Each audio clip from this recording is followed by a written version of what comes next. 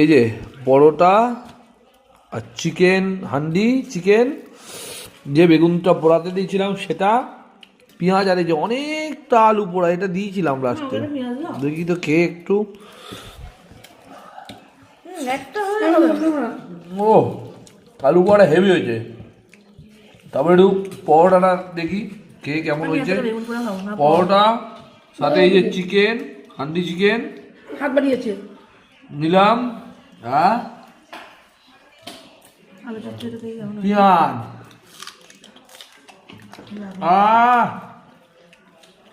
অসাধারণ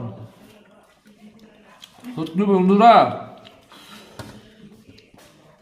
না যে খাবে, কিন্তু দুঃখের বিষয় আমি তখন তোমাদের খাওয়া দাওয়া একটু বেগুন পোড়া দেখি তো। বেগুন পোড়াটা উনুনে পোড়ানো,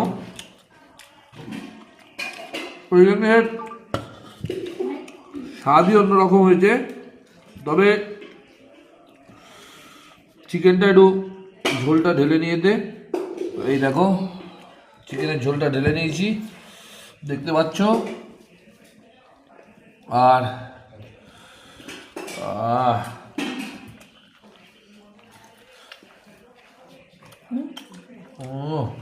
মজাই আলাদা।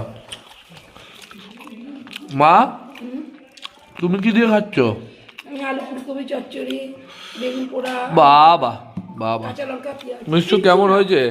খুব ভালো হয়েছে। লাস্টে একটা শুধু নলেন গুঁড়ি রসগোল্লা। ইস ছি ছি ছি ছি ছি, মনে থাকলে আমি নিয়ে আসতাম গো। বৌদি দারুণ হয়েছে দারুণ হয়েছে। ওরা খাচ্ছে। তো যারা যারা ভালোবাসো খেতে, কাছাকাছি যারা আছো তুমি এখনো চলে আসতে পারো, অসুবিধা কিছু নেই। আর যারা দূরে থাকো